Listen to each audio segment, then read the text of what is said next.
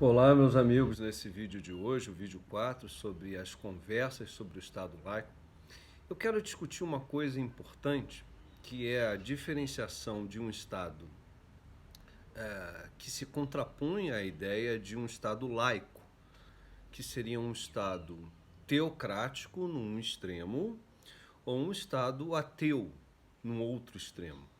Nesse meio do caminho, então, surge nas democracias amadurecidas modernas a ideia de Estado laico. E a gente vem discutindo esse conceito, esse valor da laicidade dentro das relações estabelecidas nas sociedades modernas.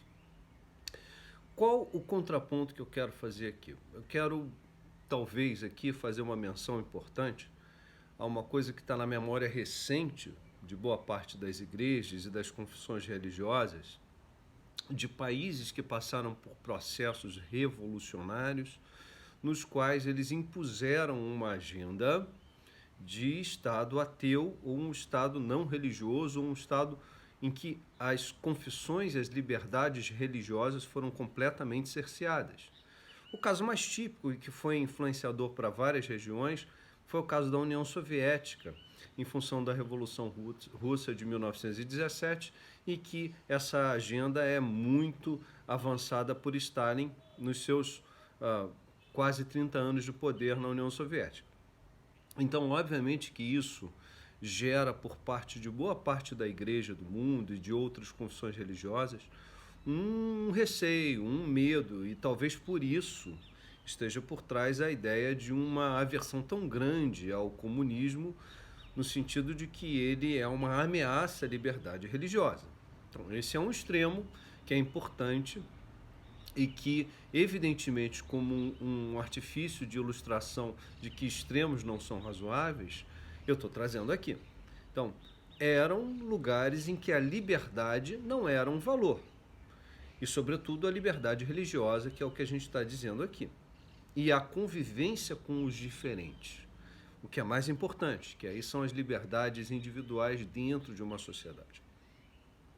Um outro extremo seriam os estados teocráticos. Quer dizer, dentro das monarquias ou dos estados mais contemporâneos, nós temos casos de governos em que a lei religiosa ela prevalece sobre a lei dos homens. No caso de alguns países muçulmanos existe a Sharia, inclusive. Então você tem casos extremos como o Irã. Se você olhar o Irã antes de 1979 e as conexões de como você vivia, como se estivesse no Ocidente, no Irã, e a partir de 1979 você vai ter uma referência completamente diferente. Um país que é assim também, extremamente radical nesse aspecto, é a Arábia Saudita. São países em que, se você professar publicamente uma outra fé, um outro credo que não seja o credo oficial muçulmano, você ou vai para a cadeia ou, no limite, pode ser até morto. Quer dizer, a gente está falando aqui de extremos, de posições extremadas. No meio do caminho vem as democracias ocidentais, em que esse valor da laicidade do Estado vem sendo desenvolvido nos últimos 200, 250 anos, só que no período mais contemporâneo essa é uma ideia mais evidente. E aqui sempre a gente leva em consideração a ideia de um Estado em que todos dentro daquela sociedade têm plena liberdade, têm as plenas faculdades para exercerem os seus credos, as suas vidas, os seus estilos, dentro daquilo que a sociedade pactua por meio das suas constituições, do seu Estado de Direito. Veja, a gente está falando aqui, no final das contas, de uma noção mais ampla, que é de um Estado democrático de direito. Numa teocracia ou num Estado ateu, evidentemente que você não tem um Estado democrático, você tem um Estado imposto, você tem restrição de liberdade.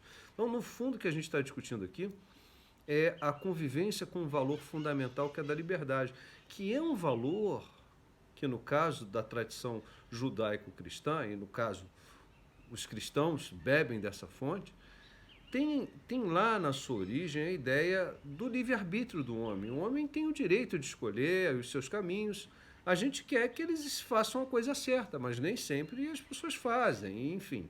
E vão, digamos assim, ter as consequências na sua vida em função daquilo que elas fazem.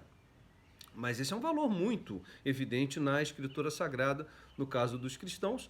Eu tenho como referência a Bíblia, como regra de referência de fé. É um livro na ótica protestante, que é um conjunto de livros, são 66 livros, 39 no Antigo Testamento, 27 no Novo Testamento, é essa a estrutura. Os católicos é um pouquinho diferente, se eu não estou enganado, são 73 livros, são 7 livros a mais que os protestantes. E o que a gente tira lá da Bíblia como referência sobre esse assunto aqui?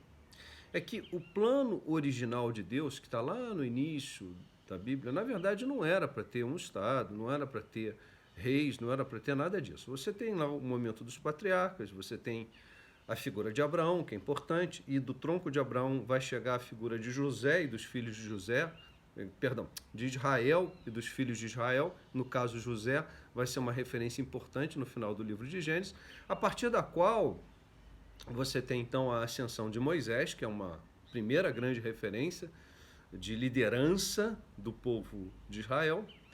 E depois, então, do período do êxodo e digamos, dos 40 anos do deserto e da reconquista e da volta às origens de Israel, com Josué, já na sequência de Moisés, a gente vai ter ali um período que é conhecido como período dos juízes, em que, na verdade, você não tinha um Estado consolidado, você tinha profetas, juízes que governavam no lugar, digamos assim, de uma autoridade estabelecida.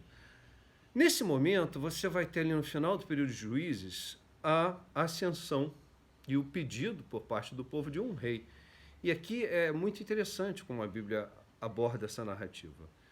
O povo queria ser, o povo de Deus, hebreu, israelita, queria ser igual aos demais povos, que tinham reis. Então, eles pediram um rei, então tem a ascensão de Saul, que é o primeiro rei de Israel, e depois vem Davi, que é o maior dos reis de Israel, e o filho dele, Salomão, e toda a sequência de reis.